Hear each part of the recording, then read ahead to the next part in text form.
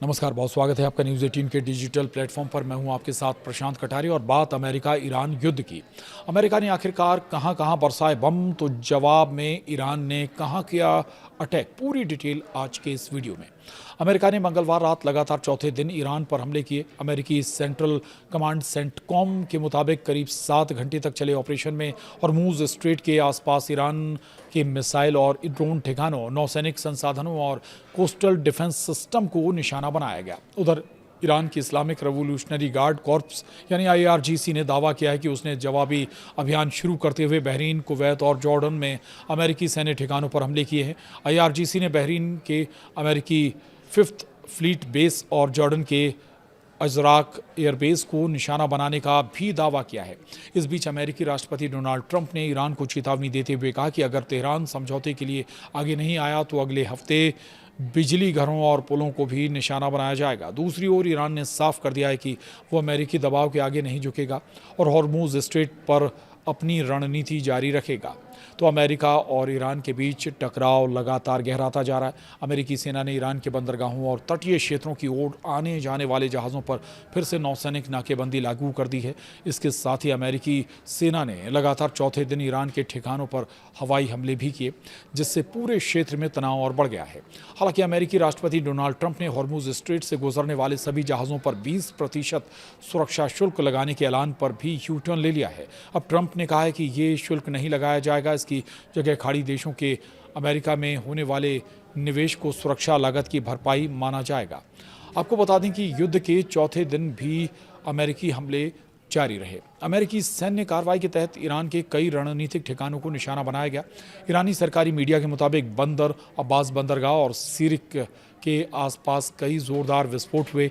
ये अमेरिकी हमलों का लगातार चौथा दिन है।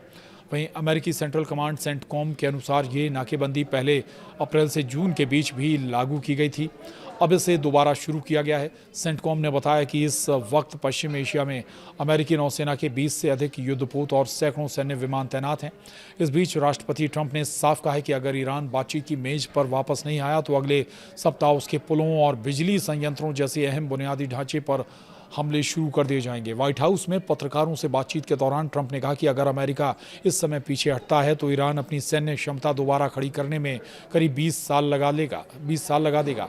उन्होंने कहा कि इन लोगों से बातचीत करने का एकमात्र तरीका ताकत है और असली ताकत सैन्य ताकत होती है। 2 दिन पहले हमारे बीच समझौता हो गया था, लेकिन उन्होंने आखिरी समय में उसे तोड़ दिया। ट्रंप ने यह भी दोहराया कि ईरान पर हमले तब तक जारी रहेंगे जब तक मैं खुद ये ना कह दूं कि अब काफ़ी है। इधर खार्ग द्वीप पर भी ट्रंप का बड़ा दावा है। क्या कहते हैं ट्रंप, सुनिए। ईरान के सबसे महत्वपूर्ण तेल निर्यात केंद्र खार्ग द्वीप को लेकर ट्रंप ने दावा किया कि अमेरिकी सेना वहां पहले ही 2 से 3 बार हमला कर चुकी है। उन्होंने कहा कि जैसा कि सभी को जानकारी है, हमने खार्ग द्वीप पर पहले ही हमला किया है, 2 बार बल्कि 3 बार। वो कहते हैं, मैंने कहा था कि सब कुछ निशाना बनाओ, लेकिन उस छोटे से हिस्से को करीब 25 गज की दूरी तक छोड़ दो, क्योंकि मैं नहीं चाहता कि इसका विश्व अर्थव्यवस्था पर गंभीर असर पड़े। ये सारी बातें डोनाल्ड ट्रंप ने कही। इधर ईरान ने जॉर्डन में अमेरिकी ठिकानों पर हमला किया है। इन अमेरिकी हमलों के बीच ईरान ने जॉर्डन के अजरक एयरबेस स्थित अमेरिकी सैन्य सुविधाओं को भी निशाना बनाने का दावा किया है।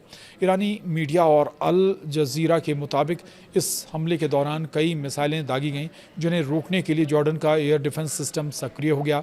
वहीं अमेरिका ने ईरान पर नागरिक जहाज़ों को निशाना बनाने का भी आरोप लगाया है। उधर अमेरिकी सेना ने ईरान पर पिछले 1 सप्ताह में 7 व्यावसायिक जहाज़ों पर हमला करने का आरोप लगाया।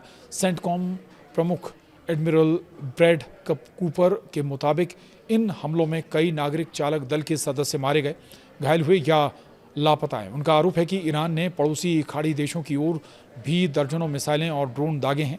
कूपर ने कहा है कि अमेरिका निर्दोष नागरिकों को खतरे में डालने वाली हर कार्रवाई के लिए ईरान को जवाबदेह ठहराएगा।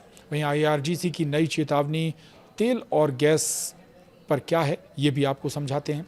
ईरान की Islamic revolutionary guard corps IRGC ने अमेरिका को कड़ी चेतावनी देते हुए कहा है कि जब तक अमेरिकी हमले जारी रहेंगे तब तक क्षेत्र से तेल और गैस का निर्यात सामान्य नहीं होने दिया जाएगा। IRGC ने कहा कि अमेरिका यदि सैन्य कार्रवाई नहीं रोकता तो पूरे क्षेत्र की ऊर्जा आपूर्ति प्रभावित हो सकती है। और इस लगातार हो रहे वार पलटवार, समुद्री नाकेबंदी, तेल निर्यात पर खतरे और जॉर्डन तक हमलों के फैसले ने अब पूरा खाड़ी क्षेत्र युद्ध जैसे हालात की ओर बढ़ता दिखाई दे रहा है। अगर जल्द ही इसका कूटनीतिक समाधान नहीं निकला तो वैश्विक तेल बाजार, समुद्री व्यापार और अंतर्राष्ट्रीय सुरक्षा पर इसका गहरा असर पड़ सकता है।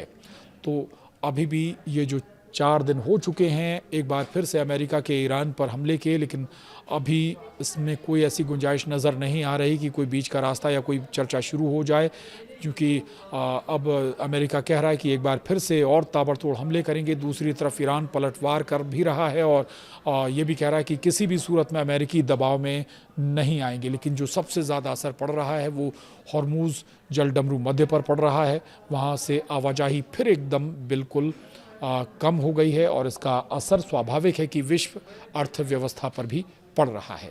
और मिडिल ईस्ट या अमेरिकी ईरान युद्ध से जुड़ी तमाम दूसरी अपडेट्स के लिए आप बने रहिए न्यूज़ 18 के डिजिटल प्लेटफॉर्म के साथ। नमस्कार।